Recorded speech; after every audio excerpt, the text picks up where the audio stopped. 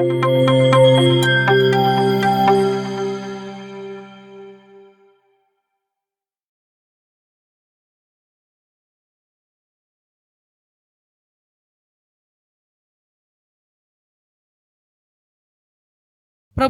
మన కొరకు ఉద్దేశించిన వాక్య ధ్యానాంశము మత్తయి సువార్త 5వ అధ్యాయము 20వ వచనం.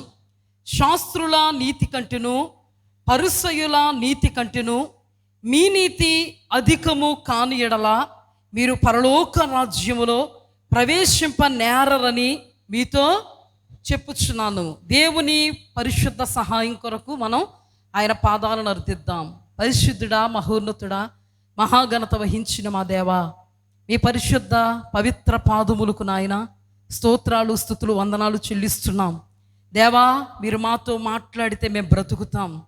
మీ వాక్యమే మమ్మను బ్రతికిస్తుంది. పరలోక రాజ్యములోనికి ప్రవేశించాలంటే మాకు ఏ నీతి కావాలో మీరు మాకు ఈ సమయంలో బోధించండి. గాడిద వలె నీ ఎదుట నిలవబడి ఉన్నాను. ఆ దినాన గార్ధమానికి నీ వాక్కిచ్చినట్టుగా ఈ దినాన ఈ గార్ధమానికి నీవు నీ మాటను అనుగ్రహించండి. నీ మాట జీవము కలిగినది, సజీవమైనది.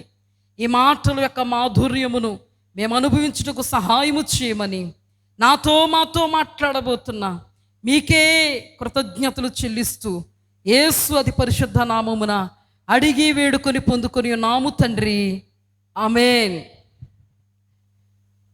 శాస్త్రుల నీతి కంటెను పరిసయ్యుల నీతి కంటెను మీ నీతి అధికము కావాలి. మీరు పరలోక రాజ్యములో ప్రవేశించాలి అంటే శాస్త్రులు పరిసయ్యులు అంటే ఎవరు? ఎందుకు దేవుడు ఇక్కడ శాస్త్రుల్ని పరిసయ్యుల్ని ఎత్తిపడుతున్నారు? ఎందుకు దేవాది దేవుడు ఇక్కడ శాస్త్రుల నీతి కంటే పరిసయ్యుల నీతి కంటే మీ నీతి అధికం కావాలి, ఎక్కువ కావాలి, లేకపోతే మీరు పరలోకములో ప్రవేశించరు. ఇప్పుడు యేసుక్రీస్తు ప్రభువారు చెప్తున్నటువంటి ఈ మాట యొక్క సారాంశం ఏంటి? శాస్త్రులకు పరిసయ్యులకు నీతి ఉంది, కానీ ఆ నీతి వాళ్లను పరలోకములో ప్రవేశపెట్టదు.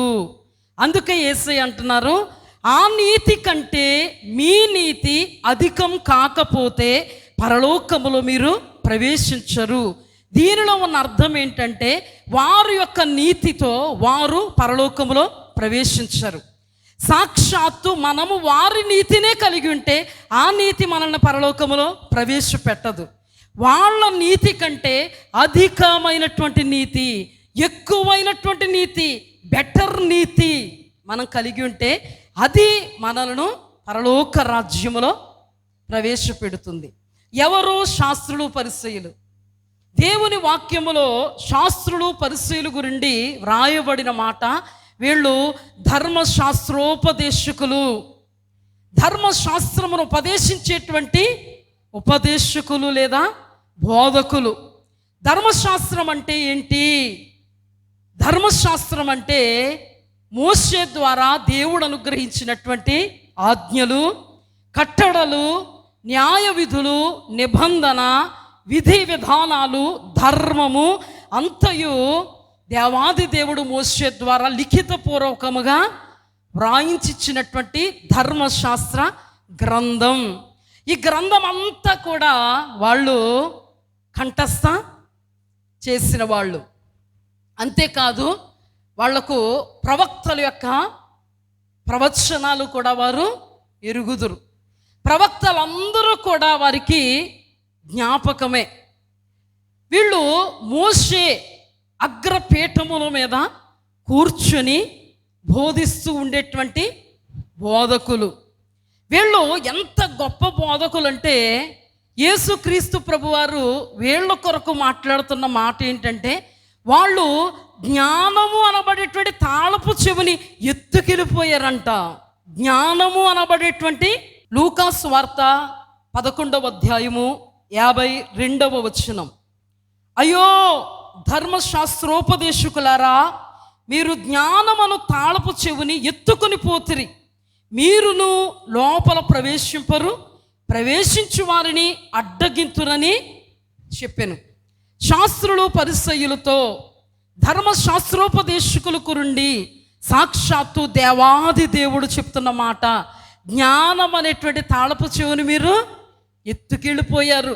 ఆ తర్వాత దేవుడు చెప్తున్న మాట, మీరు పరలోకంలో ప్రవేశింపరు, ప్రవేశించాలనుకుంటా ఉన్న వాళ్ళను కూడా ప్రవేశింపనివ్వరు. వీళ్ళు ఏ తాళపు చెవిని ఎత్తుకెళ్ళిపోయారంట? జ్ఞానము అనేటువంటి తాళపు చెవి. ఏ జ్ఞానం? ధర్మశాస్త్రము కొరకైనటువంటి జ్ఞానం. ఎక్కడ ఏ ఆజ్ఞ ఉందో, ఎక్కడ ఏ కట్టడం ఉందో, ఎక్కడ ఏ న్యాయ విధి ఉందో, నిబంధన ఉందో, విధి ఉందో వాళ్ళకి తెలుసు. దేవుడు చెప్పిన నీతి ఏంటో, న్యాయం ఏంటో వాళ్ళకి తెలుసు. దేవుడు చెప్పిన సమస్తము కూడా వాళ్ళకి జ్ఞాపకమే. ఎంత జ్ఞాపకం అంటే నిద్దట్లో లేపడిగినా చెప్తారు. అందుకే దేవుడు వాళ్ళ గురించి మాట్లాడుతున్నప్పుడు మత్తయి సువార్త 23వ అధ్యాయంలో, మత్తయి 23:2, శాస్త్రులను పరిసయ్యులను మోషే పీఠమును అందు కూర్చుండువారు గనుక వారు మీతో చెప్పు వాటిని అన్నిటినీ అనుసరించి గైకొనండి. అయినను వారి క్రియల చొప్పున మీరు చేయకండి. వారు చెప్పుదురే గాని చేయరు. మోయ సఖ్యము గాని భారమైన బరువులు కట్టి మనుష్యుల భుజముల మీద వారు పెట్టుదురే గాని తమ వ్రేలుతోనైనను వాటిని కదిలింప నొల్లరు. దేవుడు చెప్తున్న మాట ఏంటి? వాళ్ళు జ్ఞాన సంపన్నులు. వాక్యం విషయంలో వారికి విశేషమైనటువంటి జ్ఞానం ఉంది. మొత్తం వాక్యం అంతా ఉన్నది ఉన్నట్టుగా వాళ్ళు చెప్తారు. ట్విస్ట్ ఏంటి? చెప్తారు కానీ చెయ్యరు. ఇంకా మీకు అర్థమవుతుంది. ఫస్ట్ అలా జ్ఞాపకం పెట్టుకోండి. మరి ఏంటి వీళ్ళ గురించి దేవుడు చెప్తున్నాడు? శాస్త్రుల నీతి, పరిసయ్యుల నీతి అంటే ఏంటి అనే విషయాన్ని మనం తెలుసుకోవాలి. మొట్టమొదటగా వాళ్ళు ధర్మశాస్త్రోపదేశకులు. ఉన్నట్టుగా వాళ్ళు ధర్మశాస్త్రం అంతటిని బోధిస్తారు, కానీ దాని ప్రకారంగా వాళ్ళు చెయ్యరు. ఎగ్జాంపుల్ ఏంటంటే, ఆజ్ఞలు గైకోవాలి, కట్టడలు గైకోవాలి, న్యాయ విధులు నిబంధనను గైకోవాలి. దేవుడిచ్చినటువంటి విధి ప్రకారముగా మనం ఆ పరిధిలోనే జీవించాలి అని ఎదుటోళ్ళకి చెప్తారు, కానీ వీళ్ళు ఏం చేయరంట? చెయ్యరు. ఇలాంటి వాళ్ళ కొరకు పౌలు ఏమన్నాడో తెలుసా? ప్రకటిస్తారు కానీ ఆ ప్రకటనల ప్రకారం జీవించరు. కానీ పౌలు ఏమంటున్నాడో తెలుసా? నేను ప్రకటిస్తున్నాను దేవుని వాక్యాన్ని ఉన్నది ఉన్నట్టుగా. నా బోధ కపటమైనది కాదు, మోసయుక్తమైనది కాదు, నా బోధ అపవిత్రమైనది కాదు, కలిపి చెరిపిడి బోధ కూడా కాదు. కానీ అంత గొప్ప బోధకుడు ఏమంటాడో తెలుసా? ప్రకటించిన తర్వాత నేనే భ్రష్టునైపోతానేమో అని నా శరీరాన్ని నలగగొట్టుకొని దానిని వశపరుచుకుంటున్నాను, లేకపోతే లోపరుచుకుంటున్నాను. ఎందుకు? వాక్యం అంతా నాకు తెలుసు, కానీ ఆ వాక్యాన్ని గైకొని నేను జీవించడానికి ప్రధాన శత్రువుగా నా శరీరం ఉంది. ఆ వాక్యాన్ని గైకొనకుండా నా కన్ను కొన్ని సందర్భాల్లో నన్ను అభ్యంతరపరుస్తుంది, నా చెయ్యి నన్ను అభ్యంతరపరుస్తుంది, నా కాలు నన్ను అభ్యంతరపరుస్తుంది. అలాంటప్పుడు నేను కన్నే కానీ, కాలే కానీ, చెయ్యే కానీ పెరికి పారవేసుకుంటున్నాను, నరికేసుకుంటున్నాను. ఆత్మ ద్వారా శరీర క్రియలను చంపుతున్నాను. ఇంకా నా శరీరం చాలా బలహీనమైనది కాబట్టి ఒకవేళ నేను వాక్యం చెప్పిన తర్వాత ఇతరులకు క్షేమాభివృద్ధిని కలిగిస్తానేమో, నేను చెప్తున్న వాక్య ప్రకారముగా నేను జీవించకపోతే నాకు క్షేమాభివృద్ధి కలగదు కాబట్టి నేను భ్రష్టుణ్ణి అయిపోతాను కాబట్టి అయ్యో నేను దౌర్భాగ్యుని అయిపోతానేమో అని ప్రకటించిన తర్వాత నేను భ్రష్టుణ్ణి కాకూడదు. ప్రకటించిన ప్రకటనలకు నేను శిరస్స వహించినట్లుగా నా శరీరాన్ని లోపరుచుకుంటున్నాను. హల్లెలూయా. కానీ శాస్త్రులు పరిసయ్యులు ప్రకటిస్తున్నారు కానీ ప్రకటనలో లోబడలేక విత్తుతున్న వాక్య ప్రకారముగా జీవించక మీరు జీవించాలి అని బల్లగుద్ది చెప్తున్నారు, కానీ వీళ్ళు జీవించలేకపోతున్నారు. ఇతరులకు క్షేమాభివృద్ధిని కలుగు చేస్తున్నారు, కానీ వాళ్ళు తమ మట్టుకు తాము క్షేమాన్ని కలుగు చేసుకోలేనటువంటి పరిస్థితులలో వాళ్ళు ఉన్నారు. అసలు దేవుడు వారి కొరకు చెప్తున్న మాట ఏంటి వాళ్ళ విషయంలో దేవుడు చెప్తున్న మాట అంటే, యేసయ్య వాళ్ళ కొరకు చెప్తున్న మాట ఏంటంటే, వాళ్ళు వెలుపల మనుష్యులకు నీతిమంతులుగా కనబడాలని అనుకుంటారు, కానీ లోపల వాళ్ళు వేషధారణతోనూ అక్రమముతోనూ ఉంటారు.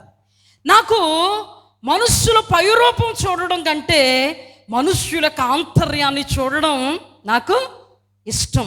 దేవుడు అంటారు, మనుష్యుల పైరూపాన్ని లక్ష్య పెడతారు, కానీ నేను హృదయ అంతరంగాన్ని లక్ష్య పెడతాను. ఈ శాస్త్రులు పరిసయ్యులు పైకి భక్తి కలిగిన వారిగా ఉంటారు, కానీ నా శక్తిని వారు ఆశ్రయించరు. పైకి వాక్యం బోధించే వాళ్ళగా ఉంటారు, కానీ ఆ బోధకు వారు లోబడరు. పైకి మనుష్యులు చూడాలని నీతి కార్యాలు చేస్తారు, కానీ వాళ్ళ హృదయము నీతిమయమైనది కాదు.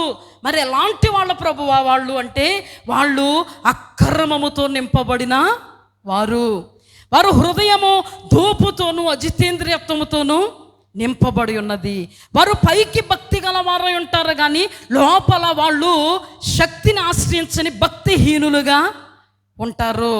వాళ్ళ హృదయాన్ని నేను చూచినప్పుడు నాకు వారి మీద అసహ్యత పుడుతుంది.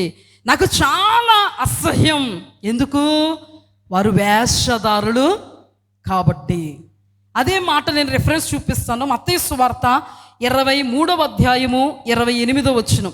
అలాగే మీరు వెలుపల మనుష్యులకు నీతిమంతులుగా అగపడుచున్నారు, కానీ లోపల వేషధారణతోనూ అక్రమముతోనూ నిండి ఉన్నారు. అయ్యో వేషధారులైన శాస్త్రులారా, పరిసయ్యులారా. ఏమంటున్నారు? లోపల మీరు అక్రమముతో వేషధారణతో నింపబడి ఉన్నారు, పైకి మాత్రం మీరు మనుష్యులకు నీతిమంతులుగా కనబడతారు, కానీ దేవాది దేవుడైన నాకు మీరు నీతిమంతులు కారు. నా ఎదుట మీరు నీతిమంతులు కారు. మీరు మనుష్యుల ఎదుట మాత్రమే నీతిమంతులు అని అనిపించుకోవడానికి నీతి కార్యాలు చేస్తారు. ఇంకో సందర్భంలో దేవుడు నాకు అసహ్యం అంటారు. లూకాసు వార్త 16:15, 14 నుంచి చదువుతాను చూడమ్మా. ధనాపేక్ష గల పరిసయ్యులు ఈ మాటలను విని ఆయనను అపహసించుచుండగా ఆయన, మీరు మనుష్యుల ఎదుట నీతిమంతులని అనిపించుకుని వారు, కానీ దేవుడు మీ హృదయములను ఎరుగును.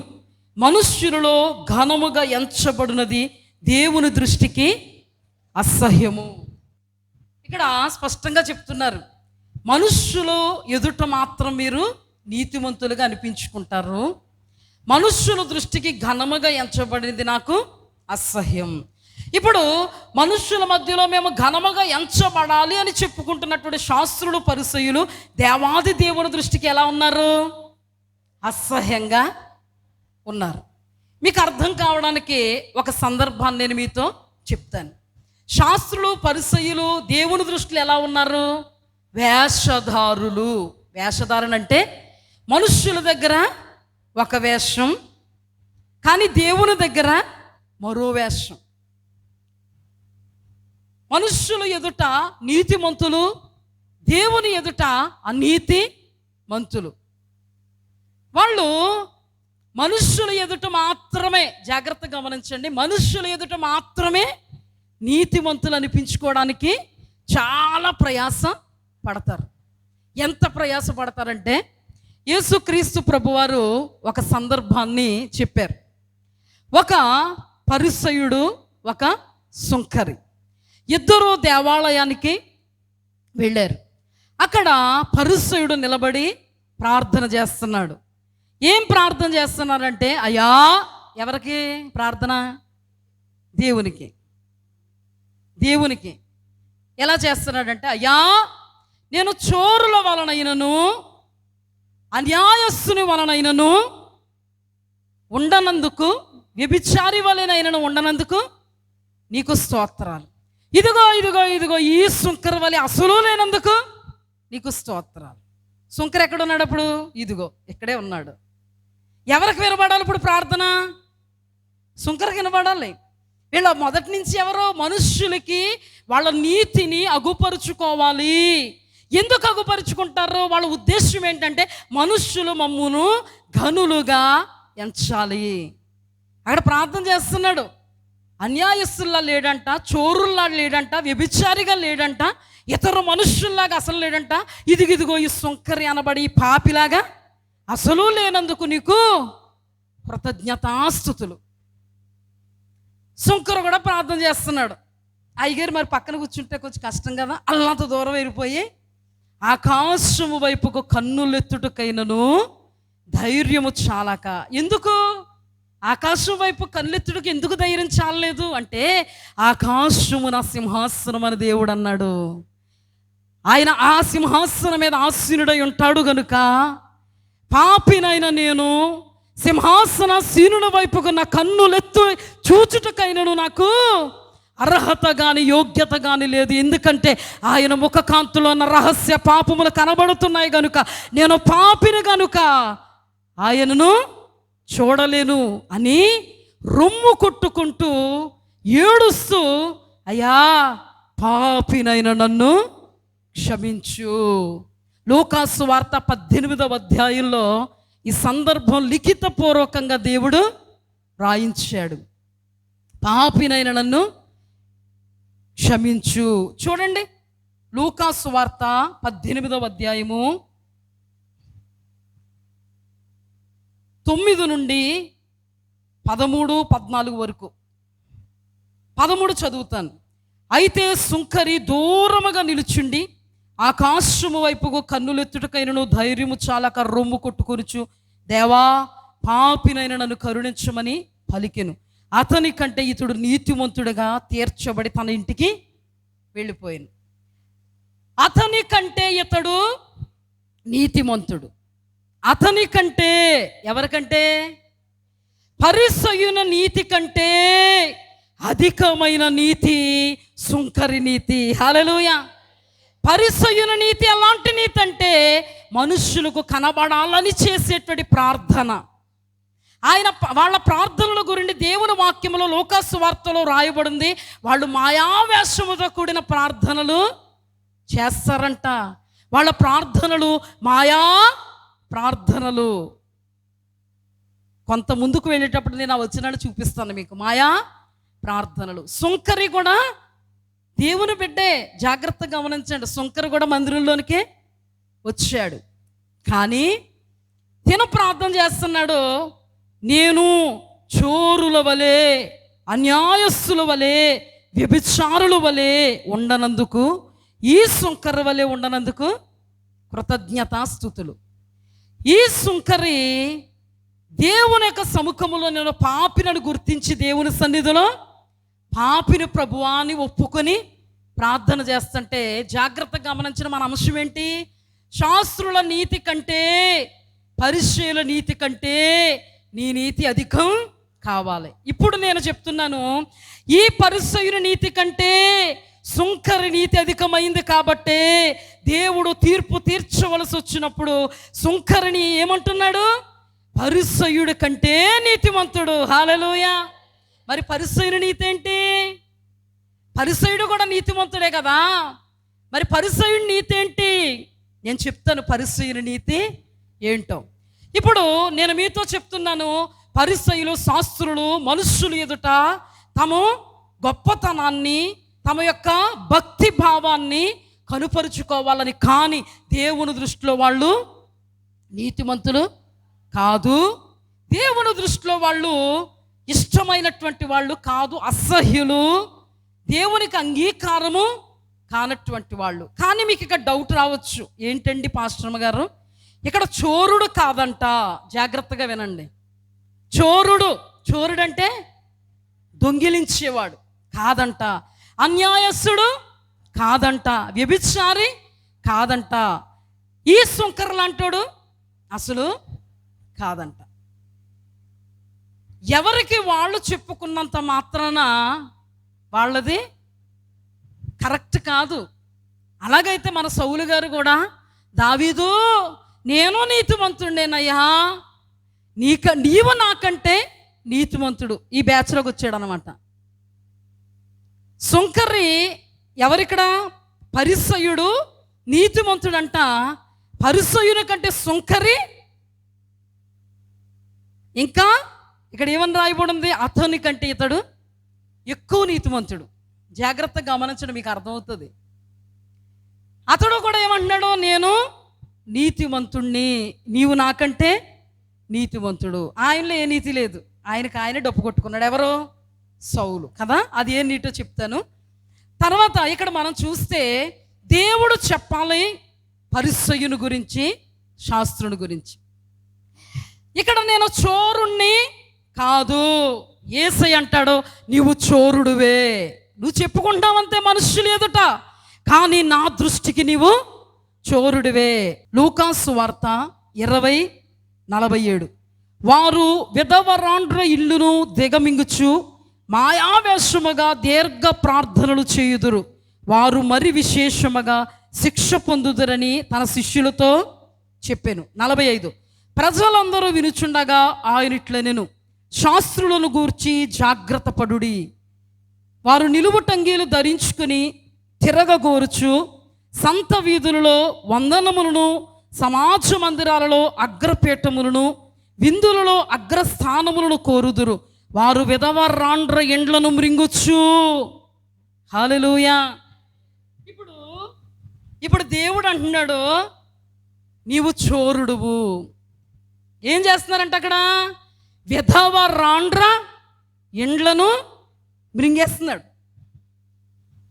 చెప్పుకుంటున్నాడు నేను చోరుల్లాగా లేను, సాక్షాత్తు హృదయ రహస్యాలు ఎరిగిన వాడు, హృదయాంతరంగాలను శోధిస్తున్నటువంటి వాడు, పరిశోధిస్తున్నటువంటి వాడు చెప్తున్నాడు నీవు చోరుడువు కాదు అని ప్రార్థన చేస్తున్నావు. నీవు చోరుడు అని నేను నిన్ను డిక్లేర్ చేస్తున్నాను. ఇదిగో రుజువు, నీవు విధవరాండ్ల ఎండ్లను చదివాను కదా నేను స్పష్టంగా. విధవరాండ్ల ఎండ్లను దిగమింగుతున్నారు. వీళ్ళు ఆజ్ఞలు ప్రకటిస్తారు. ఆజ్ఞల ప్రకారముగా జీవించండి, లేకపోతే పోతారు నరకం అంటారు వీళ్ళు. ప్రధానమైన ఆజ్ఞ, నిన్ను వలే నీ పొరుగు వారిని ప్రేమించు. ఆ ప్రధానమైన ఆజ్ఞల్లోనే కదా నీ పొరుగు వారిది ఏది ఆశించకూడదని మనుష్యుల కొరకు లిఖితపూర్వకంగా వ్రాయబడిన ఆ 6 ఆజ్ఞలు ఎవరికి సంబంధించినవి? నిన్ను వలే నీ పొరుగు వారిని ప్రేమించని 2వ ప్రధాన ఆజ్ఞకు సంబంధించినది. మరి వాళ్ళ ఆజ్ఞ చెప్తారు, ఏమంటారంటే నీ పొరుగు వానిది ఏది ఆశించకో. మరలా ఏమంటారు? దేవుడు విధులు ధర్మాలు దాంట్లో ఏం చెప్పారు? విధవరాండ్రను బాధ పెట్టవద్దు, దిక్కులేని పిల్లలను బాధ పెట్టవద్దు చెప్తారా లేదా? జకర్యా గ్రంథము ఒక్క రిఫరెన్స్ మాత్రం చూపిస్తాను, చాలా ఉన్నాయి రిఫరెన్స్. ఒక రిఫరెన్స్ జకర్యా 7వ అధ్యాయము 10వ వచనం. విధవరాండ్రను, తండ్రి లేని వారిని, పరదేశులను, దరిద్రులను బాధ పెట్టకుడి. విధవరాండ్రను బాధ పెట్టకుడి. మరి శాస్త్రులు పరిసయ్యులు ఏం చేస్తున్నారు? విధవరాండ్రను బాధ పెట్టకూడదని వాక్యం చెప్తున్నారు. వీళ్ళు ఏం చేస్తున్నారు? విధవరాండ్రను దోచుకుంటున్నారు. విధవరాండ్రను దోచుకుంటున్నారు. చోరులు అర్థమైందా? ఆయన ఏమక్కడ సొంకర ఎదుట నేను చోరుణ్ణి కాదు అన్నాడు. దేవుడు బహిరంగంగా మనతో చెప్తున్నాడు వాడు చోరుడు. 2వ మాట, నేను అన్యాయస్తుణ్ణి కాదు, నేను అన్యాయస్తుణ్ణి కాదు. మత్తయి సువార్త, అయ్యో వేషధారులైన శాస్త్రులారా, పరిసయ్యులారా, మీరు పుదీనాలోను, సోపులోను, జీలకర్రలోను 10వ వంతు చెల్లించి ధర్మశాస్త్రములో ప్రధాన విషయాలను అనగా న్యాయమును, కనికరమును, విశ్వాసమును విడిచిపెట్టితిరి. ఇప్పుడు దేవుడు అంటున్నారు, శాస్త్రులారా, పరిసయ్యులారా, మీరు న్యాయాన్ని విడిచిపెట్టి మీరు అన్యాయము చేస్తున్నారు. అక్కడ పరిసయ్యుడు ప్రార్థనలో నేను ఈ అన్యాయస్తులాగా లేను, కానీ దేవుడు చెప్తున్నాడు నీవు న్యాయాన్ని విడిచిపెట్టిన అన్యాయస్తుడు. ధర్మశాస్త్రం అంతా నీకు తెలుసు, ఆజ్ఞలన్నీ నీకు తెలుసు, కానీ ఆజ్ఞలలో ప్రధానమైన వాటిని నీవు విసర్జించావు. నీ యొద్ద న్యాయమే లేదు, నీ ఒక అన్యాయస్తుడువు. దేవుడు చెప్తున్నటువంటి మాట. ఇంకేమంటున్నాడు ఈయన? వ్యభిచారిలాగా నేను లేను అన్నందుకు కదా. సరే, దేవుడు ఏం చెప్తున్నాడు? మత్తయి సువార్త 12:38. అప్పుడు శాస్త్రులలోను పరిసయ్యులలోను కొందరు, బోధకుడా, నీ వలన ఒక సూచక క్రియ చూడగోరుచున్నామని ఆయనతో చెప్పగా ఆయన ఇట్లనెను, వ్యభిచారులైన చెడ్డ తరము వారు సూచక క్రియలు అడుగుచున్నారు. ఇప్పుడు వాళ్ళు ఏంటంట, ఆయన ప్రార్థన ఎలా ఉంది? సుంకరగా వినబడాలి. ఇప్పుడు నేను వ్యభిచారుణ్ణి కాదు. యేసయ్య పిలవడం ఏమని పిలుస్తున్నారు? వ్యభిచారులారా, వ్యభిచారివి నీవు. 3 సందర్భాల్లో వ్యభిచారం గురించి దేవుడు మాట్లాడారు. మొట్టమొదటిది, అక్రమంగా మరొక స్త్రీతో పాపం చేస్తే దాన్ని ఏమంటారు? వ్యభిచారం అని దేవుడు పరిగణిస్తాడు. రెండవదిగా, ఎవరినైనా మోహపు చూపుతో చూస్తే చాలు అక్కడే ఆమెతో అతడు లేదా అతనితో ఆమె వ్యభిచరిస్తుందని దేవుడు మాట్లాడతాడు. మూడవదిగా, దేవుణ్ణి విడిచి దుష్టుని సంబంధం అయిపోతున్నటువంటి వాళ్ళను కూడా దేవుడు వ్యభిచారులైన చెడ్డ తరము అంటాడు. మొత్తానికి ఏదేమైనా ఈయన నేను వ్యభిచారిని కాదు అన్నాడు. దేవాది దేవుడు నీవు వ్యభిచారివి అన్నాడు. ఏమన్నాడు? నీవు వ్యభిచారివి. ఇప్పుడు లూకాసు వార్తలోనికి రండి, 18వ అధ్యాయము. అదే ఉపమానంలోనికి వెళదాం. లూకాసు వార్త 18వ అధ్యాయము ఒక్కసారి చదువుతాను చూడండి. 11. పరిసయ్యుడు నిలవబడి, దేవా, నేను చోరులను, అన్యాయస్తులను, వ్యభిచారులునైన ఇతర మనుష్యుల వలనను ఈ సుంకరి వలనైనను ఉండనందుకు నీకు కృతజ్ఞతాస్తుతులు. మనుష్యులకు కనబడాలనేటువంటి ప్రార్థన, కానీ దేవుని దృష్టిలో ఇతనొక చోరుడు, ఇతడొక అన్యాయస్తుడు, ఇతడొక వ్యభిచారి. అర్థమైందా మీకు? మనుష్యులకు కనబడాలని ఇతను గొప్ప. సరే, కింద ఏమంటాడంటే, నా సంపాదన అంతటిలో 10వ వంతు చెల్లించుచున్నాను. దేవుడికి తెలిసినా తెలియకపోయినా పర్లేదు, కానీ పక్కన సుంకరకి తెలియాలి. 10వ వంతు చెల్లించుచున్నాను. దేవుని వాక్యంలో వాళ్ళు సోపులోను, జీలకర్రలోను, ఇంకా ఏమో వాటిలో 10వ వంతు చెల్లిస్తున్నాం. మీరు అనుకోవచ్చు 10వ వంతు చెల్లిస్తున్నాడు కాబట్టి మనం 20వ వంతు చెల్లించాలా, అధికంగా ఉంటే అనుకోవడం పొరపాటు. దేవుడు 10వ వంతు అన్నాడు, చాలు 10వ వంతు. అంతకంటే ఎక్కువ వంతు చెల్లించావంటే అది దేవుడు నీకు ఇచ్చే ఫలం, దేవునికి మహిమ కలుగునుగాక. కానీ మరి ఇక్కడ ఎందుకు 2 మారులు నేను ఉపవాసం చేస్తున్నాను, నా సంపాదన అంతట్లో 10వ వంతు ఇస్తున్నాను అన్నాడు. అయితే ఈయన ఉపవాసం ఎలాంటి ఉపవాసం? ఈయన దశమ భాగాలు ఎలాంటి దశమ భాగాలు? ఈయన యొక్క ధర్మం ఎలాంటి ధర్మం? ఈయన యొక్క ప్రార్థన ఎలాంటి ప్రార్థన అనే విషయాన్ని మనం తెలుసుకోవాలి. మత్తయి సువార్త 6వ అధ్యాయము, మత్తయి సువార్త 6వ అధ్యాయము 1. మనుష్యులకు కనబడవలనని వారి ఎదుట మీ నీతి కార్యములు చేయకుండా జాగ్రత్త పడుడి, లేని ఎడల పరలోకమందున మీ తండ్రి యొద్ద మీరు ఫలం పొందరు. కావున నీ ధర్మము చేయనప్పుడు మనుష్యుల వలన ఘనత నొందవలనని వేషధారులు సమాజ మందిరముల్లో వీధుల్లో చేయులాగున నీవు నీ ముందర బోధ ఊదింపవద్దు, వారు తమ ఫలం పొంది ఉన్నారని నిశ్చయముగా చెప్పుచున్నాను. ఇక్కడ ధర్మం చేస్తారంట, కానీ మనుషులందరికీ కనబడాలని చేస్తారు. దేవుడు ధర్మం చేయమని చెప్పాడు, అందుకని వీళ్ళు ధర్మం చేస్తున్నారు. కానీ ఎలా చేస్తున్నారు? మనుష్యులకు కనబడాలని చేస్తున్నారు. ఒక విషయం నేను మీతో చెప్తాను. రహస్యంగానేమో విధవరాండ్ల ఇళ్ళు దోచేసుకుంటున్నారు. ఇలాంటి వాళ్ళు ధర్మం చేస్తుంటే ఖచ్చితంగా వారు ఏ ఉద్దేశంతో చేస్తారు? దేవుడు చూడాలనా, మనుషులు చూడాలనా? దేవుడు చూడాలంటే అప్పటికే ఇల్లులు మింగేసాం, విధవరాళ్ళు ఇల్లు మింగేసావు, వెంటనే అక్కడ నీకు ఉంది పూజ. ఇప్పుడు నువ్వు చేసావంటే దాని అర్థం దేవుడు నన్ను చూస్తాడన్నా. చెవుల్లో కాలీఫ్లవర్ పెట్టి వాళ్ళకి చెప్పాలి. ఎలా చేస్తాడు? మనుష్యులు చూడాలని. మరి ఇప్పుడు ఆయన ఉపవాసం చేస్తున్నారంట కదా, 2 మారులు ఉపవాసం. రండి చూద్దాం, 2 మారులు ఉపవాసం. అదే మత్తయి సువార్త ఇప్పుడు చదివినట్టుగా 6వ అధ్యాయము 16. మీరు ఉపవాసము చేయనప్పుడు వేషధారుల వలె దుఃఖముఖులై ఉండకుడి. వేషధారులు అంటే ఎవరు? అయ్యో శాస్త్రులారా, పరిసయ్యులారా, అయ్యో వేషధారులైన శాస్త్రులారా, పరిసయ్యులారా. ఇప్పుడు వేషధారులు అంటే ఎవరు? శాస్త్రులు, పరిసయ్యులు. వాళ్ళు ఎలా చేస్తున్నారు ఉపవాసం? ఇక్కడ చెప్తున్నారు చూడండి. మీరు ఉపవాసము చేయనప్పుడు వేషధారుల వలె. వేషధారులు అంటే ఎవరు? శాస్త్రుల వలె, పరిసయ్యుల వలె దుఃఖముఖులై ఉండకండి, ఏడుపు కొట్టు ముఖంతో ఉండకండి. తాము ఉపవాసము చేయుచున్నట్టు మనుష్యులకు కనబడవలనని వారు తమ ముఖములు వికారము చేసుకుందరు. వారు తమ ఫలం పొంది ఉన్నారు. వారు ముఖాలు ఏడుపు కొట్టు ముఖాల కింద పెట్టుకుంటారు. ఎందుకంటే ఎవరొచ్చి నన్ను అడుగుతారా, అడిగితే ఉపవాసంలో ఉన్నాను అని చెప్తే. మనుష్యుల దగ్గరంట వీళ్ళు గొప్పోళ్ళు అయిపోతారు, కానీ దేవుడి దగ్గర ఫలం అక్కడ రాయబడి ఉంది. మీరు ఫలము పొంది ఉన్నారు. ఏం ఫలం? మనుష్యులు యొద్ద గొప్పోళ్ళని ఫలం. పరలోకములో ఏమీ కాదు. మనుష్యుల యొద్ద గొప్పోళ్ళని తెచ్చుకుంటే నీకు ఏమి ప్రయోజనం ఉంటుంది?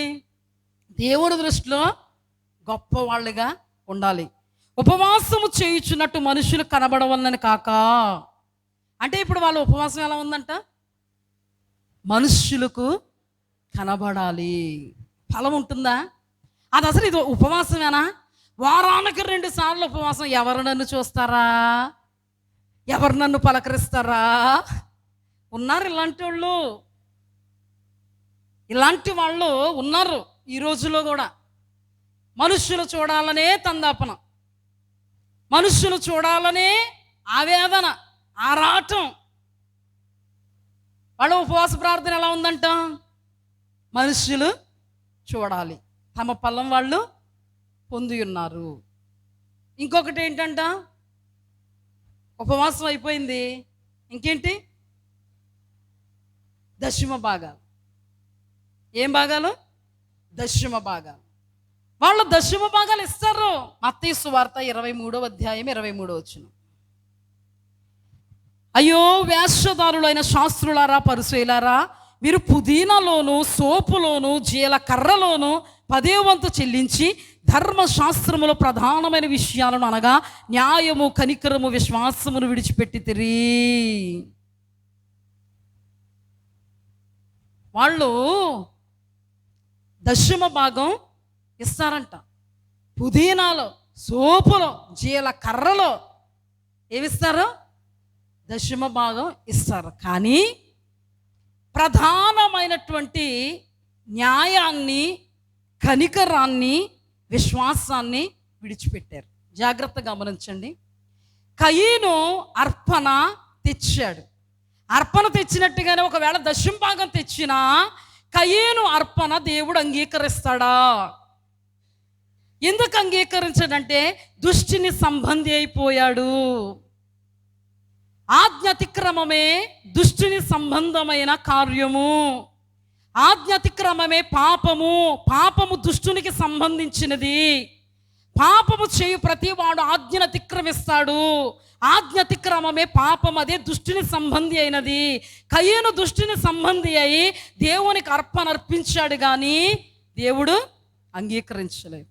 ఇప్పుడు ఇక్కడ వీళ్ళు దశమ భాగాలు అర్పిస్తున్నారు. వాటిని మానక వీటిని చెయ్యండి అంటే దశమ భాగాలు అర్పించండి, కానీ అవి అంగీకారముగా లేవు. అవి అంగీకారంగా ఉండాలి అంటే ప్రధానమైన ఆజ్ఞలలో మీరు ప్రేమను, కనికరాన్ని, విశ్వాసాన్ని, న్యాయాన్ని జరిగే. వేరే సందర్భంలో లోకా సువార్తలో ప్రేమను ఉపయోగిస్తాడు. అంటే ఇక్కడ వ్రాయబడినటువంటి మాటలను బట్టి వాళ్ళు మనుష్యులకు కనబడాలని మాత్రమే చేస్తున్నారు.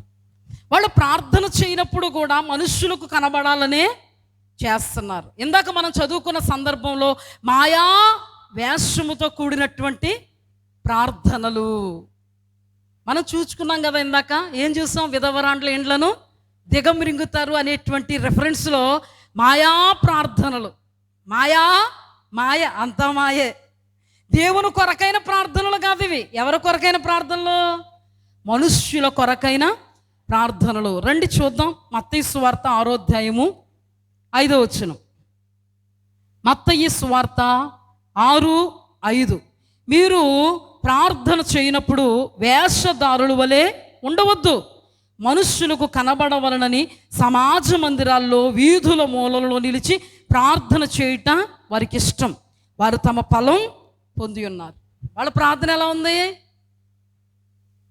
సంత వీధుల్లో, సమాజ మందిరాల్లో మాత్రమే ప్రార్థన చేస్తారు. వీళ్ళు అందరికీ కనబడాలని ప్రార్థన చేస్తారు.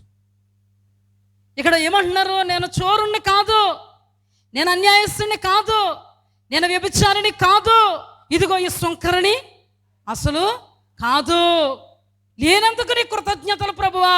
దేవుడు మాట్లాడుతున్నాడు అక్కడ. ఒరే చోరుడా, అన్యాయస్తుడా, వ్యభిచారి, నీవు పైకి నీతిమంతుడిగా కనబడుతున్నావు, నా దృష్టికి నీవు నీతిమంతుడువు కాదు. మరి ఎలాంటి నీతిమంతుడు? ఇక్కడ దేవుడు మాట్లాడుతున్నాడు కదా, అతని కంటే ఇతడు నీతిమంతుడు. దేవుని వాక్యంలో వ్రాయబడి ఉంది, పరిశీల నీతి కంటే, శాస్త్రుల నీతి కంటే మీ నీతి అధికం అవ్వాలి. మరి ఇతడే నీతిమంతుడు, అతనే నీతిమంతుడు. సుంకరి ఏ నీతి, అలాగే పరిసయ్యుని యొక్క నీతి ఏ నీతి? పరిసయ్యుని యొక్క నీతి మారు మనస్సు అక్కరలేనటువంటి నీతిమంతుడు.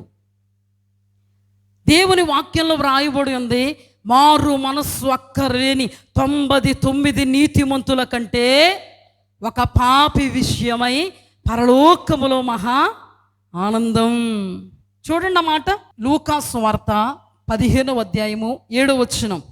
అటువలే మారు మనస్సు అక్కరలేని 99 నీతిమంతుల విషయమే కలుగు సంతోషం కంటే మారు మనస్సు పొందు ఒక్క పాపి విషయమే పరలోకమందు ఎక్కువ సంతోషం కలదు. ఇప్పుడు సుంకరి, పరిసయుడు ఇద్దరూ దేవుని మందిరంలో ఉన్నారు. కానీ రొమ్ము కొట్టుకుంటున్నటువంటి పాపి విషయమై దేవునికి సంతోషం. అతని నీతి ఏ నీతి అంటే పరిసయుని నీతి కంటే అధికమైన నీతి. మనం ఎప్పుడూ కూడా ఏదో విషయంలో తప్పిపోతూ, చెడిపోతూ, పడిపోతూ ఉంటాం. మనము దేవుడు ద్వారా నీతిమంతులుగా తీర్చబడ్డాం. కానీ ఆ నీతిని కాపాడుకోవడానికి మనము దినదినము కూడా ప్రయాసపడుతూనే ఉండాలి. శుద్ధి చేయబడినటువంటి శరీరము మరుక్షణానికి ఎలా అపవిత్రమైపోతుందో, శుద్ధి చేయబడినటువంటి వస్త్రము మరొక క్షణానికి ఎలా మాలిన్యమైపోతుందో, శుద్ధి చేయబడినటువంటి మన హృదయము కూడా మరుక్షణానికి అపవిత్రపరచబడుతుంది. కనుకనే యేసుని రక్తము యొద్దకు మనము దినదినము రావాలి. ఆయన ముఖకాంతులో మన రహస్య పాపములు దినదినము కడుగుకుంటూ ఉండాలి. ఆయన నీతి అనేటువంటి వస్త్రాన్ని మనం ఎల్లప్పుడూ ధరించుకున్న వారమై ఉండగలగాలి. ఆ దినాన సౌలు యొక్క నీతి ఎలాంటి నీతి అంటే మారు మనస్సు అక్కరలేనటువంటి నీతి. ఆ దినాన సౌలు మారు మనస్సు పొందు నిమిత్తము దైవజనుడైనటువంటి సమూయేలు ఎంతగానో వాక్యాన్ని ఉపదేశిస్తున్న వాక్యాన్ని పెడచెవిన పెట్టి పశ్చాత్తాప పడకుండా దేవుని యొక్క సముఖంలో నిర్లక్ష్యాన్ని కలిగి ఉన్నాడు సౌలు. అవునా కదా? కానీ దావీదు మాత్రం పశ్చాత్తాప్తుడై పాపినైన నన్ను క్షమించు ప్రభువా. హల్లెలూయా. మన జీవితంలో చాలామంది అంటారు, నేను పాపిని అనొద్దు అంటారు. అవునా కాదా? ఏదో విషయంలో తప్పిపోకుండా ఉన్నావా? యేసు రక్తములో కడగబడిన దినం మొదలుకొని ఏదో విషయంలో తప్పిపోకుండా ఉన్నావా? అభిషక్తుడైనటువంటి దావీదే ఆజ్ఞ అతిక్రమము చేసి మరణకరమైనటువంటి పాపములో చిక్కుకుపోతే, అభిషక్తుడైనటువంటి సౌలే దురాత్మల చేత పీడితుడై చివరకు దేవునికి దూరమై దుర్మరణం పాలైపోతే, నువ్వు నేను ఏ పార్టీ వాళ్ళం? నీవు నేను ఎంతటి వాళ్ళం, అవునా కదా? ఎప్పుడు కూడా ఆయన రక్తము యొద్దకు మనం రావాలి. అందుకే దేవుని యొక్క సముఖములో మనం ఎన్ని మారులు మోకరించినా పాపినైన నన్ను క్షమించు ప్రభువా. అబ్రహాము ఘనమైనటువంటి వాడు, విశ్వాసులకు తండ్రిగా క్రియలను బట్టి తీర్పు తీర్చబడ్డాడు. అయినా కానీ అయ్యా, దుమ్మును ధూళినైనటువంటి నేను నీ సన్నిధిలో మాటలాడా తెగించుచున్నాను ప్రభువా. కానీ పరిసయుడు నేను చోరుల్లా లేదు, అన్యాయం లేదు, అలా లేదు, ఇలా లేదు, ఇలా లేదు, స్తోత్రం అన్నాడు. దేవుడు బండారం బయట పెట్టాడు. మారు మనస్సు అక్కరలేని నీతిమంతులు. అందుకే యేసుక్రీస్తు ప్రభు వారి లోకంలో పరిసయ్యుని శాస్త్రులు సుస్పష్టంగా అంటారు, బాప్తిస్మం కొరకు, మారు మనస్సు కొరకు బాప్తిస్మం ఇచ్చి యోహాను ప్రకటనలు చేస్తే మీరు ఆ బాప్తిస్మాన్ని నిరాకరించారు. మీరు ఆ మాటలను, ఆ బాప్తిస్మాన్ని నిరాకరించి మారు మనస్సు లేనటువంటి అనుభవాల్లో మీరు ఉన్నారు. రాబోయే ఉగ్రత నుండి మీరు తప్పింపబడరు. నరక శిక్షను మీరు ఎలాగూ తప్పించుకుంటారు. ఇంకా యేసుక్రీస్తు ప్రభు వారు ఏమన్నారో తెలుసా? మీరు పరలోకం ప్రవేశించరు, ప్రవేశించిన వారిని ప్రవేశింపనివ్వరు. సర్ప సంతానమా, రాబో ఉగ్రతను నీవు తప్పించుకోవు, నరక శిక్షను నీవు ఎలాగూ తప్పించుకుందు అంటే వాళ్ళకి డిక్లేర్. ఎందుకు? బాప్తిస్మం ఇచ్చి యోహాను మారు మనస్సు పొందండి, పాప క్షమాపణ నిమిత్తం బాప్తిస్మం పొందండి అంటే సుంకరులు, వేశ్యులు సహితం ఆ మార్గంలోనికి వచ్చారు. కానీ పరిసయ్యులు, శాస్త్రులు మాత్రం మేము నీతిమంతులు. మేము మారు మనస్సు ఏంటి? నీతిమంతులం అండి మేము. ఎలాంటి వాళ్ళం మేము? వాక్యాన్ని ఉపదేశించి ఉపదేశకులు, జ్ఞానము అనబడేటువంటి తాళాలు దోచేసుకున్నాం, మేము పట్టేసుకున్నాం. నిద్దట్లో అడిగినా కూడా చెప్తాం, అయ్యా క్రియలు లేని విశ్వాసం మృతమయ్యా. మానవుల్లో ఈ శరీరంలో ప్రాణము లేకపోతే ఇది ఎలా మృతమో, అలాగే ఆజ్ఞలు తెలిసి ఆజ్ఞల ప్రకారంగా జీవించకపోవడం మృతం. క్రియలు లేని విశ్వాసం మృతం. వీళ్ళకి ఆజ్ఞలన్నీ తెలుసు కానీ ఆజ్ఞల ప్రకారంగా జీవించడం తెలీదు. ఒక ఉదాహరణ చెప్తాను మీకు. ఎవరో ఒక స్త్రీయో పురుషుడో తినడానికి ఆహారం లేదు, కట్టుకోవడానికి వస్త్రం లేదు, చలి, భయంకరమైనటువంటి చలిలో కప్పుకోవడానికి దుప్పటి లేదు. నువ్వెవరో నువ్వే అనుకో, నిలబడ్డావు అక్కడ. నిలబడి, అమ్మా ఆకలేస్తుందా, భోంచేసే. అమ్మా చలి పెడుతుందా, కంబల కప్పుకో. అమ్మా బట్టలు లేవా, బట్టలు వేసుకో. తీరిపోద్దా ఆడ అవసరం? చెప్పండి అమ్మా, తీరిపోద్దా? ఎప్పుడు తీరద్దే? ఇచ్చినప్పుడు. అదే క్రియలతో కూడినటువంటి విశ్వాసం అంటే నీవు విశ్వసిస్తున్నటువంటి వాటిని క్రియలలో ఆజ్ఞను గైకొనడమే దేవుని యొక్క పరమావిధి అన్నప్పుడు ఆజ్ఞ తెలిస్తే కాదు, నీకు ఆజ్ఞను గైకుంటేనే నీవు క్రియలతో కూడిన విశ్వాసాన్ని కనుపరుస్తున్నావు. యాకోబు పత్రికలో ఉంటుందన్నమాట, క్రియలు లేని విశ్వాసం మృతం. విశ్వాసము లేకుండా ఎవడు దేవునికి ఇష్టడుగా ఉండలేడు అని దేవుని వాక్యంలో రాయబడి ఉంది. కానీ వీళ్ళు ఎలాంటి వాళ్ళంట? ఆకలేస్తుందా, భోంచేసే. చలేస్తుందా, దుప్పటి కప్పేసుకో. బట్టలు లేవా, బట్టలు కట్టుకో. ఏంటండి ఇది?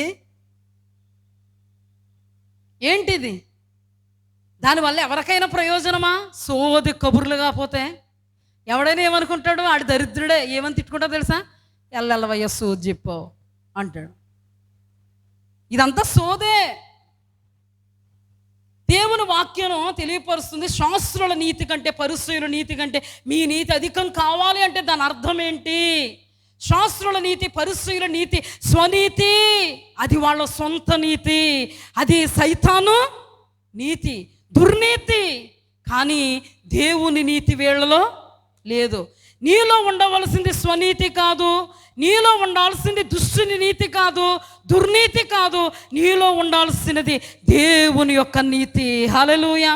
ఆ దేవుని యొక్క నీతి అంటే ఏంటో తెలుసా? అయ్యా పాపినైన నన్ను క్షమించు, నా పాపమును పరిహరించు, నా కంటి చూపు ద్వారా, నా నోటి మాట, నా హృదయ ఆలోచన, నడక పడకలో ఏ విషయంలో నేను తప్పిపోయానో నాకు తెలియపరచు. నీ ఆజ్ఞలన్నీ గైకొనుటకు నాకు నేర్పు. నీ వాక్య ప్రకారముగా జీవించుటకు నాకు మీ సహాయము అనుగ్రహించు ప్రభువా. సత్క్రియలను ఓపికతో చేయడం. అక్కడే వ్రాయబడి ఉంది, మనము దశమ భాగం ఇస్తున్నప్పుడు ఆజ్ఞలు గైకొని ఇస్తే అది శాస్త్రుల నీతి కంటే పరిసయ్యుల నీతి కంటే అధికమైన నీతి.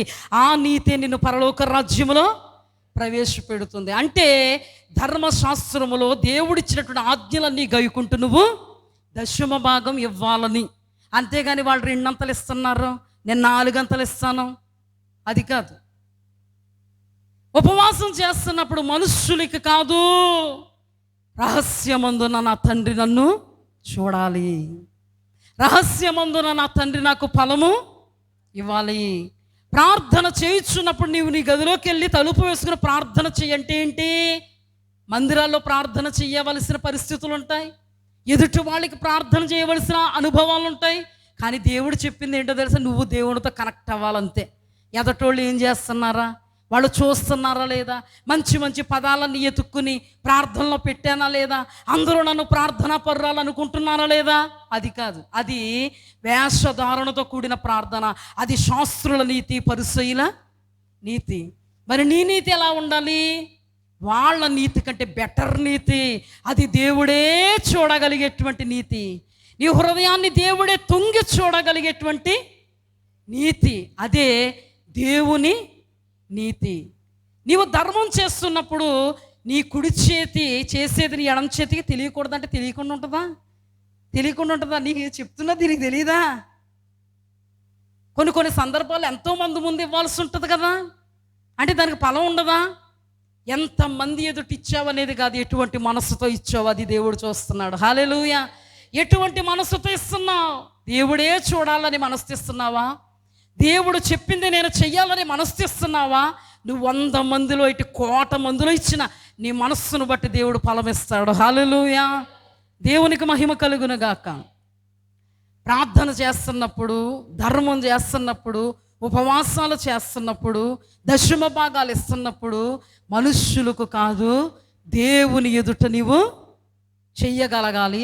అదే దేవుని యొక్క నీతి, అదే సత్క్రియలు. దేవుని ఎదుట నీవు చేసే సత్క్రియలు. మనుష్యులు మీ సత్క్రియలు చూచి పరలోకమందున్న మీ తండ్రిని మహిమపరుచున్నట్లు వారు ఎదుట మీ సత్క్రియలు అనేటువంటి వెలుగును ప్రకాశింపనివ్వండి. మీరు వేషధారులా చేస్తే దేవుని నామానికి అవమానం. ఆ నీతి నిన్ను పరలోకం చేర్చదు. దేవుని నీతి నిన్ను పరలోకం చేరుస్తుంది. బెటర్ నీతి, బెటర్ నీతి. దేవునికి మహిమ కలుగునుగాక. అద్భుతమైనటువంటి నీతి. ఇప్పుడు మీకు అర్థమైందా? శాస్త్రుల నీతి, పరిసయ్యుల నీతి. ఆ నీతి వాళ్ళను పరలోకం ప్రవేశపెట్టదు. కాబట్టి దేవుడు అంటారు, సర్పములారా, సర్ప సంతానమా, అంటే దుష్టిని సంబంధులారా. అది నాన్న కయీనును దేవుడు దుష్టని సంబంధి అన్నాడు. అంటే సర్ప సంతానం, సర్ప సంతానం, సర్పములారా, మీరు అగ్నిని తప్పించుకోరు, నరక శిక్షను. మన జీవితాల్లో కూడా ఈ శాస్త్రుల నీతి, పరిసయ్యుల నీతి ఉంటే మనము ఖచ్చితంగా పరలోక రాజ్యం ప్రవేశించాం. వాళ్ళ ఖచ్చితంగా పరలోక రాజ్యం ప్రవేశించరని దేవుడు చెప్పారు. కానీ మనకేం ఉండాలి? వాళ్ళకి లేనిది మనకు ఉండాలి. హల్లెలూయా. వాళ్ళకి ఏమీ లేదు, మనకేం ఉండాలి అంటే వాళ్లకు మారు మనస్సుకు తగిన ఫలాలు లేవు. వారు మనస్సు మారి నూతన మగుటు వలన రూపాంతరం చెందలేదు. నీతి కార్యములు అనబడే సత్క్రియలు, మంచి క్రియలు వాళ్ళలో కనబడట్లేదు. కానీ మనలో కనబడాలి మంచి ఫలం. హల్లెలూయా. మనలో కనబడాలి సత్క్రియలు. హల్లెలూయా. మనలో బెటర్ నీతి ఉండాలి. వెలుగు సంబంధులుగా మనం ఈ లోకంలో జీవించగలగాలి. వాళ్ళలో లేనిదే మనలో ఉండగలగాలి. అదే మనకు దేవుడు అనుగ్రహించేటువంటి పరలోక రాజ్య ప్రవేశం కొరకైనటువంటి దేవుని నీతి. వారిలో ఉన్నది స్వనీతి, దుర్నీతి, సాతాను సంబంధితమైనటువంటి నీతి. ఒక సందర్భంలో నికోదేము అనేటువంటి ఒక పరిసయుడు, ఇంతవరకు మన శాస్త్రుల గురించి పరిసయుల గురించి మాట్లాడుకుంటున్నాం కదా, ఆ పరిసయుడు యేసుక్రీస్తు ప్రభువారు చేస్తున్న అద్భుత ఆశ్చర్య మహాశ్చర్య సూచక్రియలు చూచి యేసుక్రీస్తు ప్రభువారి దగ్గర రాత్రికాల సమయంలో వచ్చారు. పగటి సమయంలో రాలేదు, రాత్రులు. ఎందుకంటే ఫేవర్స్ ఉంటారు కదా, వాళ్ళందరూ తిడతారని రాత్రులు యేసు ప్రభువారి దగ్గరికి వచ్చారు. వచ్చిన తర్వాత యేసయ్యతో మాట్లాడుతున్నారు. దేవుడు చేయిస్తే తప్ప నువ్వు చేయలేవు నాయన, నేను నిన్ను నమ్ముతున్నాను అని మాట్లాడుతుంటే ఆయన అంటారు, ఒకడు క్రొత్తగా జన్మిస్తే కానీ పరలోకం ప్రవేశించడు. క్రొత్తగా జన్మించడం అంటే ఏంటంటే నూతన సృష్టిగా మార్చబడ్డం, కొత్త సృష్టి. ఎవడైనా క్రీస్తునందున్న ఎడల నూతన సృష్టి అంటే దాని అర్థం ఏంటంటే పాతవి గతించిపోవాలి, సమస్తము నూతనం అవ్వాలి, మారు మనస్సు అనుభవం పొందాలి. విశేషం ఏంటంటే పరిసయుడు కదా, ధర్మశాస్త్రాన్ని బోధిస్తున్నాడు కానీ మారు మనసు అనుభవమే లేదు. దేవుడు అంటాడు, నువ్వు ఇశ్రాయేలీయులకి బోధకుడు అయి ఉండి మారు మనసు అనుభవం అంటే ఏంటో తెలియదా అని మాట్లాడతారు. ఈ రోజున శాస్త్రులకి పరిసయులకి లేనిది ఏంటంటే మారు మనస్సు అనుభవం. మనస్సు మారి నూతనం కాలేదు, నూతనముగా వారు సత్క్రియలతో జీవించలేకపోతున్నారు. మరి ఏముందంటే ఆజ్ఞలంటే ఏంటో తెలుసు, అన్నీ తెలుసు, కానీ అన్నీ గైకొనడం మాత్రం తెలియదు. చిటికని వేలుతో కూడా బరువు ఎత్తరంటాళ్ళు, అర్థమైందా? అంటే బరువులు మన మీద మోపుతారు, మీరు ఆజ్ఞలు గైకొనాలి అలా, లేకపోతే పోతారని. కానీ వాళ్ళు మాత్రం గైకొనరు. వాళ్ళ నీతి ఆ నీతి, మన నీతి వాళ్ళ నీతే గనక మనలో ఉంటే పరలోక రాజ్యం ప్రవేశించడం అసంభవం. ఎందుకంటే వాళ్ళు ప్రవేశించరు. మన నీతి ఎలా ఉండాలో నేను మీతో చెప్పాను. ఎలా ఉండాలి? సుంకరి ఆకాశము వైపుకు కన్నులెత్తుటకైనను ధైర్యము చాలక పాపినైన నన్ను కరుణించు అంటే పరిసయ్యుడి కంటే సుంకరి నీతివంతుడిగా తీర్చబడ్డాడు. హల్లెలూయా. 99 మారు మనస్సు అక్కరలేని నీతిమంతుల శాతం ఎంతంట? 99 నీతిమంతులు. ఎలాంటి నీతిమంతులు? మారు మనస్సు అక్కరలేని నీతిమంతులు. ఏమండి, మారు మనస్సే లేకపోతే పరలోకం ప్రవేశిస్తామా? యేసు క్రీస్తు ప్రభువారు కానీ, బాప్తిస్మిచ్చి యోహాను కానీ, అపోస్తులు కానీ, ఈ దినాన మేము కానీ, ఎందరో దైవజనులు కానీ రాకడ పర్యాంత వరకు ప్రకటించేది ఏమని? పరలోక రాజ్యం సమీపించింది, మారు మనస్సు పొందండి. ఆ మారు మనస్సే గనక లేకపోతే పరలోక రాజ్యం ప్రవేశించడం అసంభవం. కానీ వాళ్ళలో ఏం లేదు? మారు మనస్సు లేదు, మార్పు కలిగినటువంటి మనస్సు లేదు. ఎలా ఉన్నారంటే మాకు అన్నీ తెలుసండి, మేము చాలా గొప్పోళ్ళు అండి, మేము నీతిమంతులు అండి అని అనుకుంటున్నారు. కానీ వాళ్ళు గ్రహింపులో లేరు. సౌలు గురించి మాట్లాడుకుంటే నేను చాలా నీతిమంతుడిని దావీదా, నీవు నాకంటే నీతిమంతుడు అనుకో, నేను కూడా నీతిమంతుణ్ణి. తనలో ఎంత అక్రమం ఉందో, తనలో ఎంత న్యాయం ఉందో, ఎంత దుష్ట స్వభావం ఉందో మనం ధ్యానించుకున్నాం. కానీ తను మారు మనస్సుకు తగినటువంటి ఫలం ఫలించలేకపోయాడు. కానీ ఏమంటున్నాడు? నేను నీతిమంతుణ్ణి. నేనంటాను, సౌలా నీవు నీతిమంతుడివే, కానీ నీవు మారు మనస్సు అక్కరలేని నీతిమంతుడు. అదేనా? నా పరిసయుడు కూడా నీతిమంతుడే. దేవుడు అంటున్నాడు ఇతడు నీతిమంతుడే, ఇతడి కంటే అతడు బెటర్, నీతిమంతుడు. అంటే ఆ పరిసయుని యొక్క నీతి అది మారు మనసు అక్కర్లేని నీతి, అది పరలోక రాజ్యములు అతన్ని ప్రవేశపెట్టదు. ఈ సుంకరి నీతి మారు మనస్సు కలిగినటువంటి నీతి, ఇది అతనిని పరలోకం చేరుస్తుంది. అందుకే యేసుక్రీస్తు ప్రభువారు ఏమన్నారు? వీళ్ళను ఉద్దేశించి, ఎవరిని ఉద్దేశించి? పరిసయ్యుని శాస్త్రుని ఉద్దేశించి, మీకంటే ముందుగా మీరు వేలెత్తి చూపిస్తున్న సుంకరులు కానీ, మీరు వేలెత్తి చూపిస్తున్నటువంటి పాపులు అనబడినటువంటి వాళ్ళు కానీ ముందుగా పరలోకం వెళ్ళిపోతారు. రాజ్య సంబంధులు. మేము నీతిమంతులం అనుకుంటున్న స్వనీతి పరులైనటువంటి మీరు మాత్రం వెలుపట చీకటిలో పడద్రోయబడతారు. అక్కడ ఏడ్పును పండ్లు కొరుకుటి ఉండు. నా రెఫరెన్స్ మీకు చూపిస్తాను రండి. మత్తయి సువార్త 21:32. యోహాను నీతి మార్గమున మీ వద్దకు వచ్చెను, మీరు అతను నమ్మలేదు. అయితే సుంకరులు వేశ్యులు అతను నమ్మిరి. మీరు అది చూచి అతనిని నమ్మునట్లు పశ్చాత్తాప పడక పోతిరి. ఇంకొక మాటను కూడా నేను మీకు చూపిస్తాను. లూకా సువార్త 7:30. పరిసయ్యులను ధర్మశాస్త్రోపదేశకులను అతని చేత బాప్తిస్మము పొందక తమ విషయమై దేవుని సంకల్పమును నిరాకరించిరి. తమ విషయమై దేవుని సంకల్పమును నిరాకరించిరి. మరి ఒక సందర్భం మత్తయి సువార్త 8:11. అనేకులు తూర్పు నుండి పడమటి నుండి వచ్చి అబ్రహాముతో కూడా ఇస్సాకుతో కూడా యాకోబుతో కూడా పరలోక రాజ్యమందు కూర్చుందురు, కానీ రాజ్య సంబంధులు వెలుపటి చీకటిలో త్రోయబడుదురు, అక్కడ ఏడ్పు పండ్లు కొరుకుటి ఉండునని మీతో. చూసారమ్మా, ఇప్పుడు చాలామందికి వాక్యం ధ్యానించడం అర్థం కాక ఏమనుకుంటున్నారంటే, వాళ్ళు నీతిమంతులు, యేసుప్రభు అన్నాడు ఇతడు కంటే ఇతడు నీతిమంతుడే అన్నాడు, అందుకని వీళ్ళు 2 సార్లు ఉపవాసం చేస్తే మనం కాదమ్మా, కాదు. దేవుడు నాకు బయలుపరిచిన విషయాలు నేను మీతో మాట్లాడుతున్నాను. చూడండి, ఇక్కడ వాళ్ళ నీతి ఏంటి, మన నీతి ఏంటి. ఇక్కడ చెప్పాను కదా మీకు, బాప్తిస్మం ఇచ్చి యోహాను యొక్క మాటలు పెడచెవిని పెట్టారు. సుంకరులు వేశ్యల ముందు వెళ్ళిపోయారు. వీళ్ళు మేము నీతిమంతులు అని మేము మాది నీతి అనుకునేటప్పటికీ ఈలోపు వాళ్ళ నీతిమంతులు పాపులు అనుకున్న వాళ్ళు పరలోక రాజ్యం వెళ్ళిపోతున్నారు. అక్కడ సమరయ స్త్రీ, వీళ్ళ ఆమెని అది పాపి అన్నారు. ఒకరోజు పట్టుబడిపోయింది, పరలోకం వెళ్ళిపోయింది. వీళ్ళు తర్వాత నిలబడాలి కదా మరి దేవుని ఎదుట. అప్పుడు ఈ పాప ఎక్కడ ఉంటుంది, మరి వీళ్ళు ఎక్కడ ఉంటారు? ఆ రోజున సీన్ గుర్తుందా మీకు?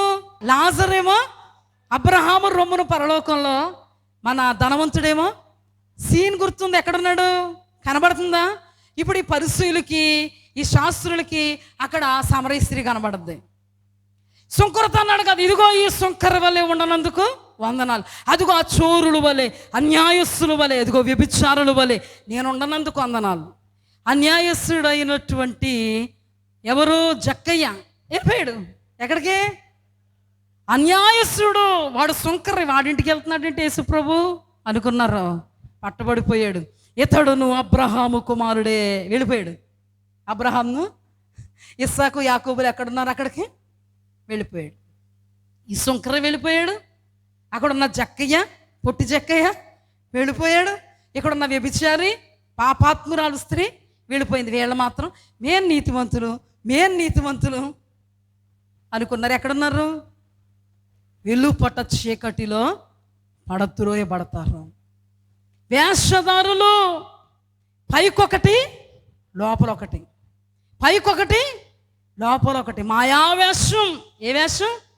ఈ రోజున చాలామంది పైకొకటి లోపలొకటి, పైకొకలాగా లోపలొకలాగా, పైకొక మాట లోపల ఆలోచన వేరు. ఇది కూడా దేవుడు నిన్ను వేషధారి అనడానికి ఆస్కారం ఉంటుంది. నీ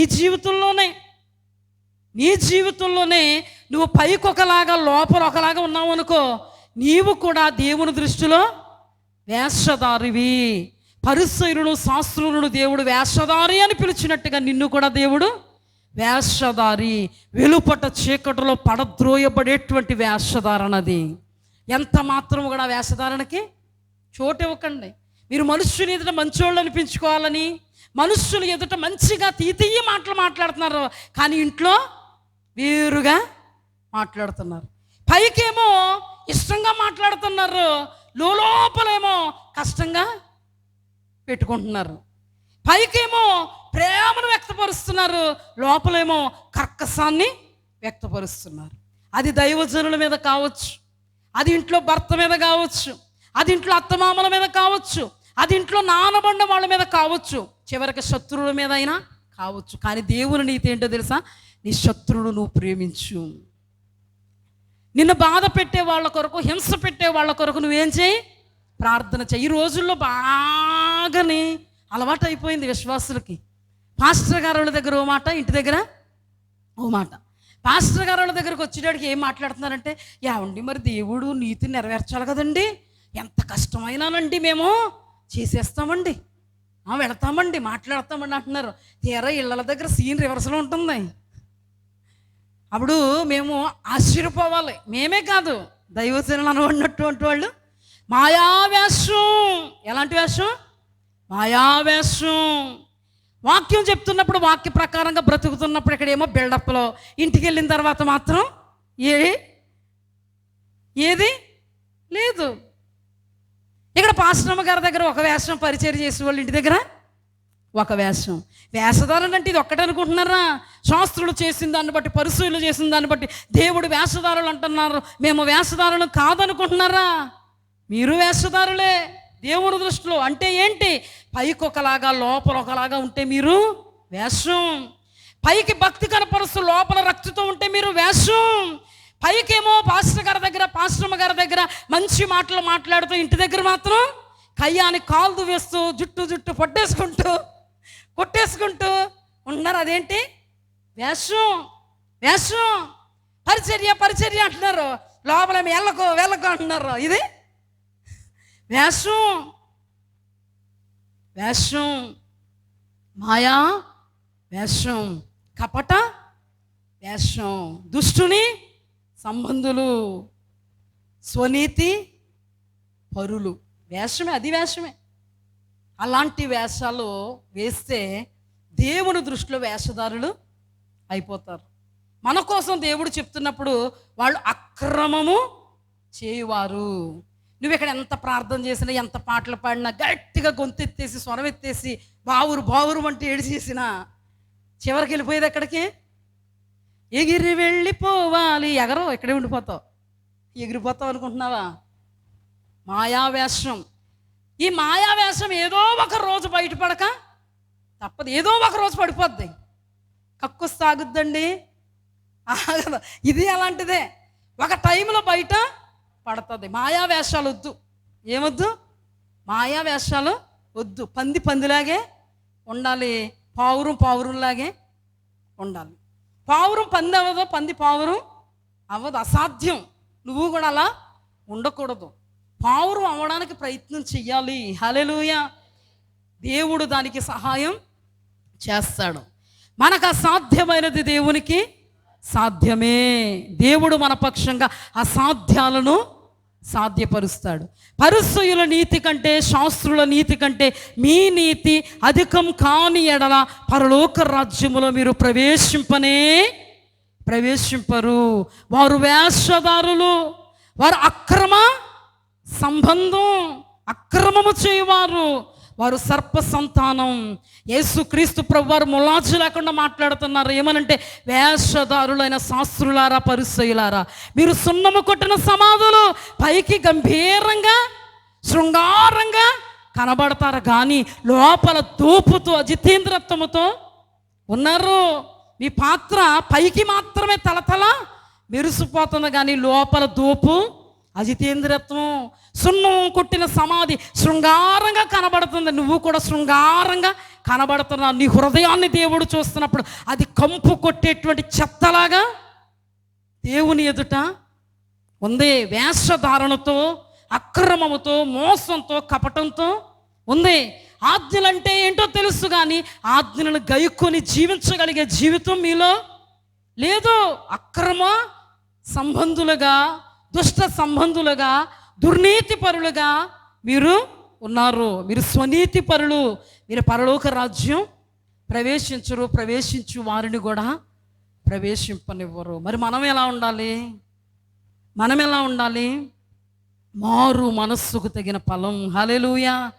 మంచి మనస్సు, మంచి స్వభావం, మంచి నడవడిక, మంచి హృదయం, మంచి ప్రవర్తన. మన నోటి మాటలు ఉప్పు వలె రుచికరంగా ఉండాలి.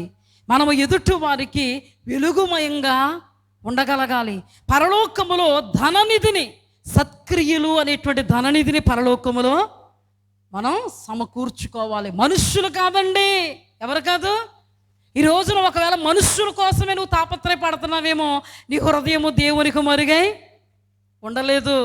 ఏనాటికైనా నీకు అది కీడే, ఏనాటికి అది నీకు మేలు కాదు. నీ హృదయాన్ని చూసే దేవుడు మేలులు చేయాలన్నా, ఉపకారాలు చేయాలన్నా, వాగ్దానాలు నెరవేర్చాలన్నా, ప్రవచనాలు నెరవేర్చబడాలన్నా నీ హృదయమే, నీ జీవితమే, నీ స్వభావమే, నీ నీతే, దాన్ని బట్టే దేవుడు కార్యం చేస్తాడు. కానీ కండ్లు మూసుకొని దేవుడేమి కార్యం చేయడు. అదేనాన్న సౌలుడు కళ్ళు మూసుకుని దేవుడేమి దీవించలేదు కదా, కళ్ళు మూసుకుని ఏమి ఆశీర్వదించలేదు కదా. సౌలు మీద దేవుని దయాదృష్టి పడింది, కానీ ఆ దయాదృష్టిని కోల్పోయాడు సౌలు. ఒక్క ప్రవచనం కూడా నెరవేరలేదు, ఒక్క ప్రవచనం కూడా నెరవేరలేదు. అవునా కాదా? ఎందుకు నెరవేరలేదు? సౌలు నీతి దేవుని నీతి గాక సౌలు నీతి స్వనీతితో దుర్నీతితో మారు మనస్సు అక్కరలేని నీతిమంతుడిగా సౌలు ఉన్నందున తన జీవితంలో దేవుని ఉద్దేశాలే తారుమారు అయిపోయాయి. ఏదైనా జరిగిందా? చెప్పండి ఒక్క మాట. ఏదైనా జరిగిందా? ఒక మాటలో చెప్పాలంటే నీకంటే చాలా చాలా చాలా చాలా చాలా రెట్లు అతడు మంచోడు. కానీ ఒక దినాన ఏమైపోయాడు? అతనిలో ఉన్న నీతి నీలో ఏ అసమంత ఎత్తైనా లేదు. కానీ అతనికే దేవుడు నమ్మదగిన వాడిగా ఉన్నాడా? నమ్మకస్తుడిగా ఉన్నాడా? సౌలు నమ్మకస్తుడిగా ఉంటే దేవుడు నమ్మకస్తుడిగా ఉందుడు కదా. ఖచ్చితంగా దేవుడు మాట్లాడే దేవుడు, మాటను నెరవేర్చే దేవుడు. మన బ్రతుకు ఆయనకు అనుకూలంగా లేకుండా మనం వాగ్దానాలు ఎత్తిపెట్టి, ప్రభువా నీ మాటలో సున్నైన పులేనా తప్పదు ప్రభువా. మళ్ళీ ఏం చేస్తాం? ప్రార్థన, ప్రభువా నీ మాట ఏది నిరర్ధకం కాదని అది నా గబ్రియేలు దేవదూత చెప్పింది. నీ మాటలో సున్నైన పుల్లైనా తప్పిపోదు. ప్రతి ప్రవచనాలైనా నిరర్ధకమైపోతాయి. ప్రవచనాలైనా నువ్వు దేవునికి అనుకూలంగా ఉంటే, స్వనీతితో కాక దుర్నీతితో కాక దేవుని నీతితో జీవిస్తే, ఆ నీతి దేవుడు నీ జీవితంలో యావత్తును జరిగించడానికి దేవుడు సంసిద్ధుడు. లేకపోతే నువ్వు నయోమి వలె సర్వశక్తుడు నాకు మిక్కిల దుఃఖం కలుగు చేశాడు, యెహోవా నాకు విరోధి అయిపోయాడు అనుకోవడం తప్ప ఇంకేమీ లేదు. ఇప్పుడు జాగ్రత్తగా గమనించండి. శాస్త్రుల నీతి కంటే పరిశీల నీతి, మన నీతి అధికం అవ్వాలంటే దాని అర్థం ఏంటి? వాళ్ళు 2 సార్లు ఉపవాసం చేస్తున్నారు, మనం 4 సార్లు ఉపవాసం చెయ్యాలి. అదమ్మా కాదు. వాళ్ళు చేస్తున్న దానికంటే బెటర్గా దేవునికి అంగీకారంగా మనం చెయ్యాలి. ఎలా చెయ్యాలి? దేవుడే చూస్తున్నాడు, దేవుడే ప్రతిఫలం ఇస్తాడు. అడ్డదిడ్డంగా చేసావనుకో, నీ ప్రార్థన వల్ల అపవాది శక్తి పొందుకుంటుంది. నీ ప్రార్థన వల్ల దురాత్మలు ఎక్కువైపోతాయి. అపవాదికి కనిపెడతావు అన్నమాట. నువ్వు వీటిని దురాత్మలను నువ్వు కనిపెడతావు అన్నమాట. అందుకని ఉపవాస ప్రార్థన చేస్తున్నప్పుడు మనం చాలా నిష్ఠతో, దేవుడే చూస్తున్నాడు అనేటువంటి భారముతో చెయ్యాలి. కొంతమందికి ఇంటి దగ్గర ప్రార్థన రాదండి, మీకు తెలుసుకోలేదు. క్రైస్తవ సమాజం కోసం చెప్తున్నాను నేను. కొంతమందికి ప్రార్థన రాదు ఇంట్లో. ఎక్కడొస్తుందో తెలుసా?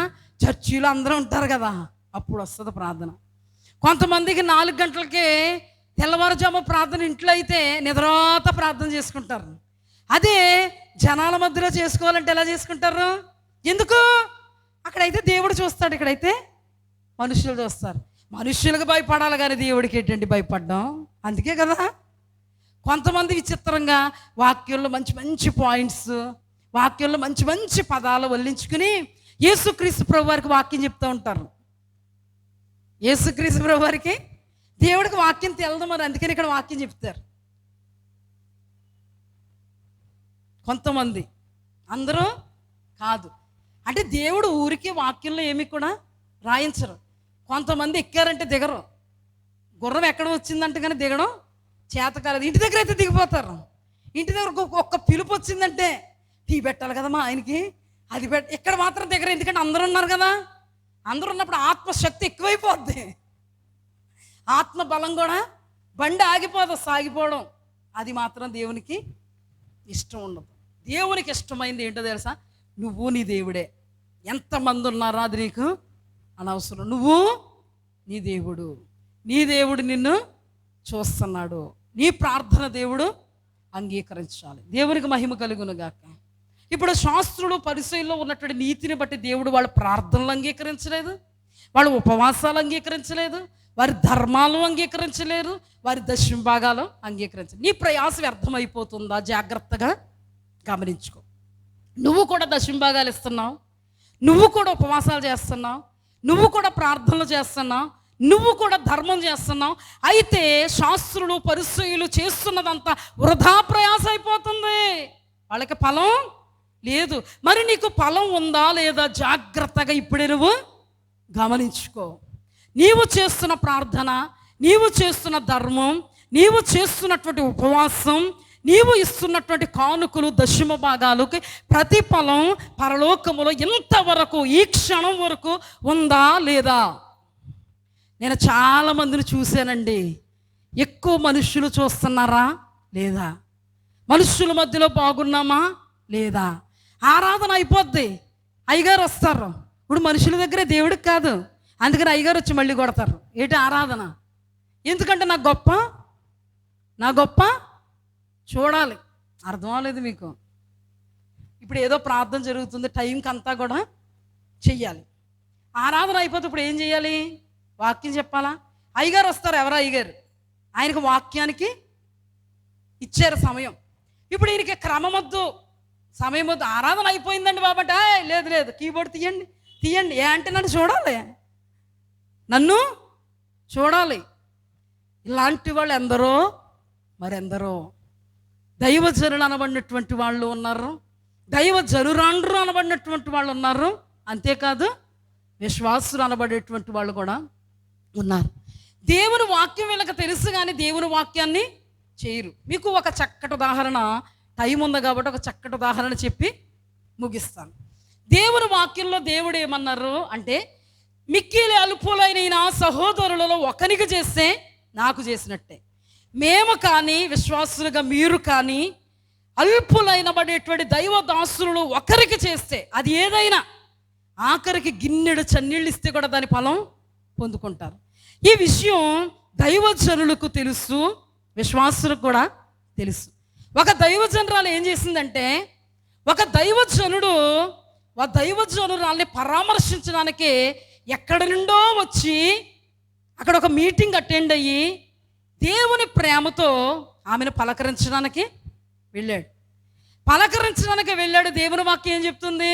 గిన్నెడు చన్నీళ్ళు ఇస్తే దాని ప్రతిఫలం పొందుకుంటారు కదా. వాక్యం చెప్పేస్తాం, ఎంత బాగా చెప్పేస్తాం. విషయం ఏంటంటే భోజనం కూడా పెట్టలేదంట. ఎవరికి? పాస్టర్ గారికి. భోజనం కూడా పెట్టకపోతే ఆయన వస్తారేమో అనుకుని, అంటే భోజనం చేసి వస్తారనే తెలుసు కానీ ఒకవేళ తెలియదు కదా, తొందరగా వస్తారేమో అని నేనేం చేశానంటే బిర్యానీ చేసి ఉంచాను. బిర్యానీ చేసి ఉంచాను. తీరా ఆయన వచ్చేటప్పటికి 4:45 అయ్యింది. నేనేమనుకుంటాను, 4:45 ఇంతగా ఇద్దరు పాస్టరమ్మ గారులు ఒకే ఇంటి పాస్టరమ్మ గారులకి దగ్గరికి వెళ్ళారు ఆయన. విశేషం ఏంటంటే ఇద్దరు పాస్టరమ్మలు కూడా ఆయనకి భోజనం పెట్టలేదు. నా దగ్గరకు వచ్చారు. నేనేం చేస్తున్నాను, టీ టైం అది అలాగే వండింది. టీ టైం కదా అని టీ పట్టుకుని స్వీటు హాటు పట్టుకుని వెళుతుంటే, అమ్మా నాకు భోజనం పెట్టరా అన్నారు. దైవజనుడు భోజనం పెట్టరా అంటే, అయ్యా మీరు భోజనం చేశారేమో అనుకున్నానయ్యా, నేను మీకు ముందుగానే సిద్ధపరిచానయ్యా. ఆ ప్రేమ అతడు సాక్షి రూపంలో చెప్పాడు. మీరంటే ఏంటో నేను విన్నాను, కళ్ళారా ఇప్పుడు చూశానమ్మా. ఆ తర్వాత అదే ప్రేమతో ఆ దైవజనుడు ఆ తర్వాత అదే ప్రాంతానికి మీటింగ్కి వచ్చి భార్యని బిడ్డల్ని మా ఇంటికి తీసుకొచ్చి 3 రోజులు మా ఇంట్లో ఉన్నారు. దేవునికి మహిమ కలుగునుగా. ఆ 3 రోజులు ఉన్న తర్వాత మా పాపకి ఏదో ఒక డాల్ కొనుక్కుని వచ్చి ఇదే మందిరంలో ఇదే స్థలంలో వాళ్ళు మా కోసం ప్రార్థన చేస్తున్నారు. ఆ ప్రార్థనలో ఇంతకుముందు దేవుడు మాకు బయలుపరిచిన విషయాలన్నీ ప్రవచన రీతిలో అక్కడ ఆ ధన్యతను, ఆ మేలును, అనుభవాన్ని నేను పొందుకున్నాను. హల్లెలూయా. ఒకవేళ నేను ఇప్పుడు వచ్చేసాడా, టైంలో వచ్చేసాడా, మనం ఉన్నాం కదా, అలాగే ఉన్నాం. మనం పరామర్శించడానికి వస్తున్నాం.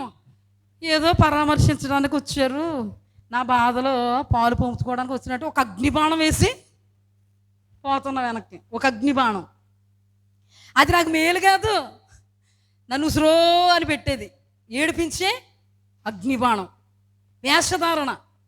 మనం ఏమనుకుంటాం, పరామర్శించడానికి అయ్యో నన్ను చూడడానికి వచ్చారు, తింగరోళ్ళం కదా.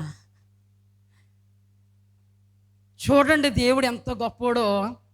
ఈ టైంలో వచ్చాడేంటి, ఇప్పుడేం పెట్టాలి, ఇసుక్కుని కసుక్కుని మనం భోజనం వండి పెట్టామనుకో, ఆ ఫలం నేను పొందుకుందునా, ఆ ఫలం నేను. కానీ ఆ ఫలాన్ని పొందుకోవడానికి దేవుడు నా ఎడల కృప చూపించాడు. హల్లెలూయా. ఇప్పుడే కాదండి, ఎప్పుడు కూడా పైకోటి లోపల ఒకటి మాకు అసహ్యం. దేవుడికి ఎంత అసహ్యం, మాకు కూడా కుండ బద్దలు కొట్టినట్టు ఎదురుగుండా మాట్లాడతాం. ఎవరైనా తప్పు చేస్తే కానీ చాటున ఎదురుగుండా మాట్లాడతాను. నేనైతే మాట్లాడానా లేదా, ఏదైనా మాట్లాడతాను, భయం లేదు. నువ్వు మారితే అంతే చాలు. ఏవైతే లేకపోతే నువ్వు ఫలం పొందుకోలేవు, ప్రవచన ఫలం నీకు దక్కదు.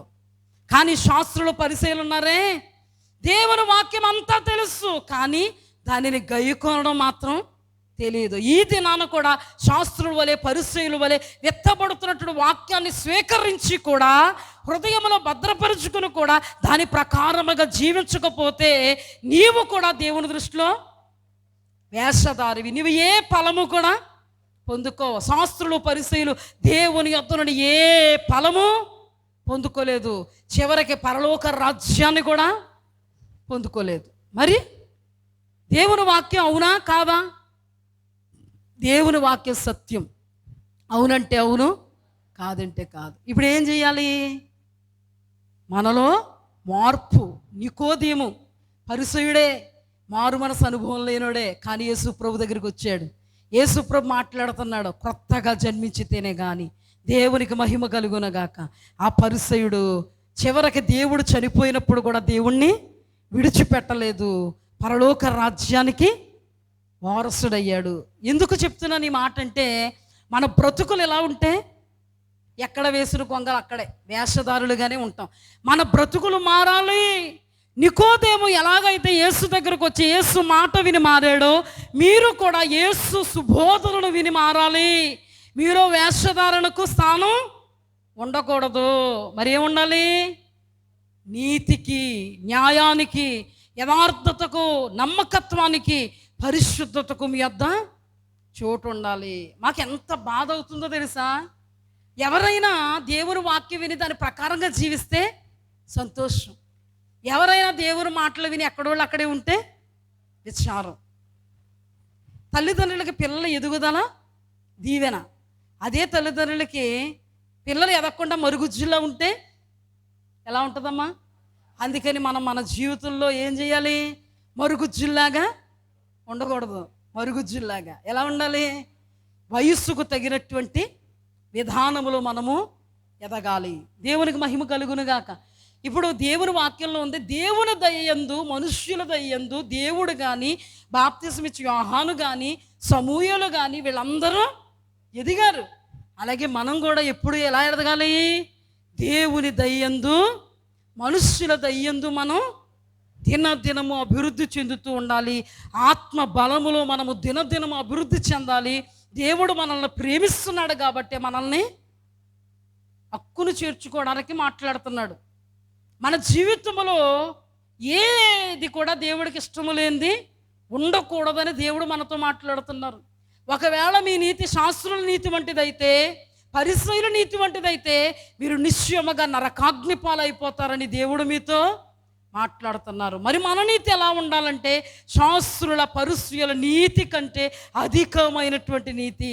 అది ఏ దేవుని యొక్క నీతి, అంతేగాని దుర్నీతి కాదు. దేవుడి వాక్య భాగమును మన ఆత్మలకు ఆశీర్వదించునుగాక. ఆమేన్. ప్రార్థన చేసుకుందాం. పరిశుద్ధుడా, మహోన్నతుడా, మహాఘనత వహించిన మా దేవ, మీ పరిశుద్ధ పాదములకు స్తోత్రాలు, స్తుతులు, వందనాలు చెల్లిస్తున్నాము తండ్రి. విశేషంగా ప్రభువా మమ్మను కృపతో జ్ఞాపకం చేసుకోండి, మమ్మను బలపరచండి, భద్రపరచండి. నీ వాక్యపు లోతుల్లో ప్రభువా మేము ఎదగడానికి సహాయము చేయండి. నీ వాక్యములో మా అడుగులు స్థిరపరచుకోవడానికి సహాయము చే ప్రభువా. ఆత్మలో ఆనందించడానికి, ఆత్మలో ఉల్లసించడానికి సహాయం చేయండి. శాస్త్రుల నీతి కంటే, పరిసయ్యుల నీతి కంటే మీ నీతి అధికం కాకపోతే పరలోక రాజ్యములో ప్రవేశించరన్నావు. నజరేయుడైన యేసయ్యా, ఆ నీతి ఏ నీతిగా ఉండాలో మీరు తెలియపరిచారు, ఏ నీతిగా ఉండకూడదో మీరు తెలియపరిచారు తండ్రి. మీరు తెలియపరిచిన మాటలను బట్టి ప్రభువా మా జీవితంలో మేము నీ నీతిని కలిగి ఉండడానికి సహాయము చేయండి అయ్యా. ఆకాశము వైపుకు కన్నులెత్తుటకైనను ధైర్యము చాలక, ఆకాశమందు ఆసీనుడు అయినటువంటి నీ ముఖకాంతుల రహస్య పాపములు సహితము కనబడతాయని పాపములను ఒప్పుకొని నీ మహోన్నతమైనటువంటి వాక్కులలో నుండి నీతిమంతుడని తీర్చబడినటువంటి సుంకరి వలె మా జీవితాలు కూడా నీతిమయమైనవి అని తీర్చబడడానికి మీ కృపను సమృద్ధిగా ప్రసాదించండి. అది నాన్న శాస్త్రులు కానీ పరిసయ్యులు కానీ వాక్యం అంతా తెలుసు, వాక్యాన్ని ప్రకటిస్తున్నారు కానీ ఆ ప్రకటనల ప్రకారం జీవించలేకపోతున్నారు. ఇదే నాన్న వెత్తబడుతున్న వాక్యం అంతా మాకు తెలుసు ప్రభువా, కానీ ఈ వాక్య ప్రకారముగా మేము జీవించడానికి సహాయము చేయండి. అపవాది క్రియ చేయకుండా మీ కృప అనుగ్రహించండి. అదే నాన్న ఇస్కరియోతు యోధాలో అపవాది ప్రవేశించాడు అయ్యా. తన జీవితం నాశనం చేసేంత వరకు అపవాది ఇస్కరియోతు యోధాను విడిచిపెట్టలేదు నాయన. అదే నాన్న దావీదులో నీ ఆత్మ పనిచేసింది, కోల్పోయిన తన స్థితిని సంపాదించుకోవడానికి కారణమైంది. దేవా, ఈ దినాన ఇస్కరియోతు యోధా వలె ఎంతమంది ఉన్నారో, దావీదు వలె ఎంతమంది ఉన్నారని వెరిగిన దేవుడు గనుక ఇస్కరియోతు యోధాల వలె అపవాది ప్రభువా వారిలో ప్రవేశించి వారి ఆత్మీయతను భంగపరచకుండా సహాయము చేసి దావీదు వలె నీ వాక్కులను గ్రహించడానికి సహాయము చేయండి. కోల్పోయినటువంటి ఆత్మీయతను ప్రభువా తిరిగి పునరుద్ధరించుకోవడానికి సహాయం చేయండి. పాడైపోయిన ప్రార్థన బలిపీఠాలు పునర్నిర్మింపబడడానికి సహాయం చేయండి. పాడైపోయినటువంటి ఆత్మీయ జీవితాలు కట్టుకోవడానికి సహాయం చేయండి. నీ దృష్టికి వేషధారులు అయిపోతున్నారేమో ప్రభువా. వేషధారులు, అయ్యో వేషధారులారా అంటూ నిత్య నరకాగ్నిని డిక్లేర్ చేస్తున్నటువంటి నీ ఎదుట వేషధారులకు చోటు లేకుండా ప్రభువా దేవా, నీవు న్యాయవంతుడువు, జ్ఞానవంతుడు గనుక నీ ఆత్మ జ్ఞానముతో నన్ను మమ్ము నింపండి. నీ వాక్య ప్రకారముగా శాస్త్రుల పరిశీలన నీతి కంటే అధికమైన నీ నీతిని, సత్ప్రవర్తనను, సత్క్రియలను కనుగొని దాని ప్రకారముగా జీవించడానికి సహాయము చేయండి. సాతాను కార్యములు నజరేయుడైన యేసు నామములో లయపరచుమని దేవా, ఈ వాక్యము ఎందరైతే వింటున్నారో వారందరిలో ప్రభువా ఈ వాక్యము కొరకైనటువంటి అవగాహనను పెంచి అర్థవంతముగా నేను అర్థం చేసుకుని నీ సన్నిధిలో నిలిచి ఉండే భాగ్యాన్ని దయచేయమని సాతానికి లయపరుస్తూ, శపిస్తూ, బంధిస్తూ యేసు అతి పరిశుద్ధ నామమును అడిగి వేడుకొని పొందుకుని నాము తండ్రి. ఆమేన్.